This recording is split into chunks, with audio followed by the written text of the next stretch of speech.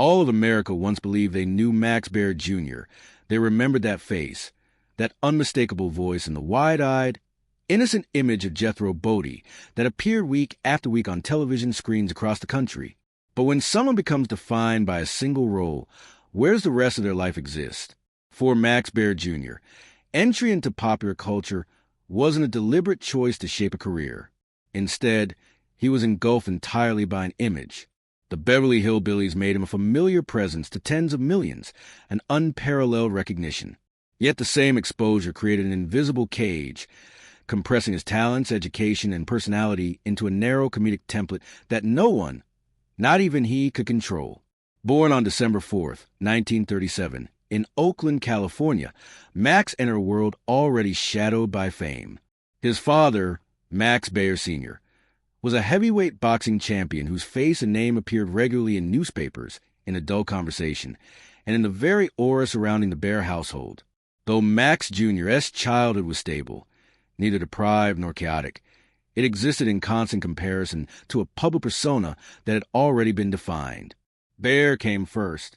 His personal choices were quietly constrained before he even realized it, shaping the foundation of his life in ways subtle but enduring.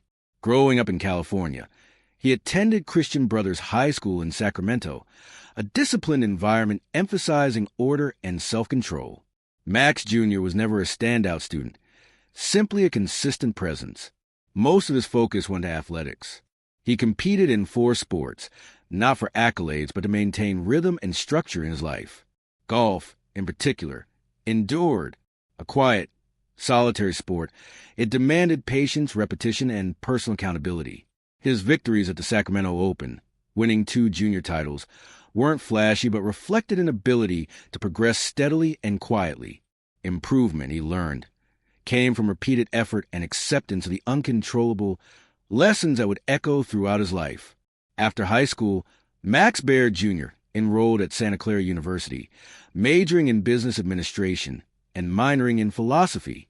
Business provided structure, strategy, and a practical lens for life. Philosophy prompted reflection on morality, responsibility, and an individual's role in society. Together, the disciplines ran parallel, shaping a young man curious about life but cautious about stepping into public scrutiny. Even on campus, the Baer name occasionally preceded him, subtly altering interactions, adding weight to ordinary decisions. He learned to treat fame as an environmental fact, unchangeable, unavoidable, yet manageable. When Max stepped into adulthood, the television industry was booming, hungry for new faces. For him, acting wasn't a rebellion. It was a continuation of living under public scrutiny, only in a new medium. In the early 1960s, he appeared in series like Maverick, Cheyenne, Hawaiian Eye, and Surfside 6. These were brief supporting roles, the kind designed for functionality rather than fame. A young officer, a passing gambler, a stranger in town for one episode. These appearances didn't make his name memorable, but they built trust with producers. On set, he was disciplined, reliable, and unobtrusive. He never demanded changes or sought the spotlight, fitting perfectly into television's production line. Then, in 1962, Max Baer Jr. joined a new CBS sitcom, The Beverly Hillbillies. At the time, it was just another contract, another steady role. But the show transformed everything. The character Jethro Bodie, a simple, strong, and slow-to-understand cousin of Jed Clampett, was designed as an easily recognizable comedic device. Physicality dominated. The blank stare, the clumsy walk, the delayed reactions. Jethro's humor didn't require inner complexity. He existed as a repeatable, reliable joke. Max Baer Jr. performed with precision, timing every reaction to the script, creating a nearly perfect comic presence. The public response was immediate. The Beverly Hillbillies soared to the top of the ratings, attracting tens of millions of viewers weekly. Jethro's antics became cultural shorthand. Children mimicked him. Adults referenced him in casual conversation. Newspapers, advertisements, and other media called Max Baer Jr. by his character's name, cementing a public identity that had little to do with the man behind it. Over 9 seasons, he delivered consistent performances with professionalism, never creating conflict on set, never allowing personal ambition to overshadow the collective work. Yet, That very reliability became a constraint. Each season reinforced Jethro's identity. Offers outside the sitcom rarely diverged from the typecast, roles that emphasized humor, naivety, and physical comedy. Industry insiders didn't actively block him, but familiarity created invisible boundaries.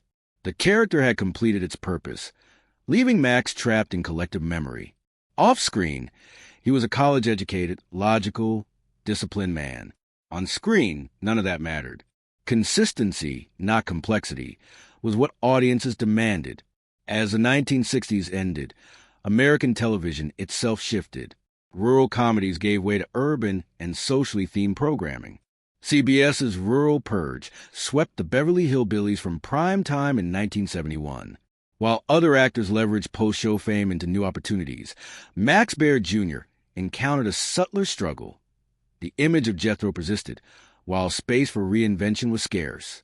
Subsequent roles were small, fleeting, and tied to the same comedic type. Seeking to redefine himself, he turned to independent filmmaking. Mon County Line, 1974, which he co-wrote, produced, and starred in, was made for under $200,000, yet grossed over $30 million, a record for highest revenue-to-cost ratio at the time. Max Baer Jr. didn't just act. He controlled production, distribution, and marketing, tailoring releases to regional audiences. This approach demonstrated an understanding of both audience behavior and structural market opportunities. The success proved it was possible to operate outside traditional Hollywood systems and still achieve impact. He continued experimenting. The Wild McCullochs, 1975, saw him taking full creative control, while Ode to Billy Joe, 1976, centered on purchasing rights to an existing hit song, using it as the film's backbone. These moves positioned him as both producer and strategist, exploring ownership, audience psychology, and structural distribution, pioneering methods that influenced decades of entertainment production. Legal battles over rights reinforces awareness of boundaries between image, ownership, and creative control. Despite professional success, the personal cost was undeniable. Marriage, family, and private bonds remained outside the public eye, providing stability in a life otherwise defined by repetition of an inescapable character. His first marriage to Joanne Hill coincided with the Beverly Hillbillies' peak, yet their relationship remained intensely private. Later, he endured private tragedy, including the suicide of a live-in girlfriend in Lake Tahoe, an event reported briefly and quietly before fading from public attention. By 2015, Max Baer Jr. was the last surviving principal cast member of the sitcom. He did not participate in nostalgia projects, recognizing that any reunion would only reinforce the image that had already consumed his professional identity. Instead, he focused on private life and control management of his past image. Ventures in casinos and other business pursuits allowed him to,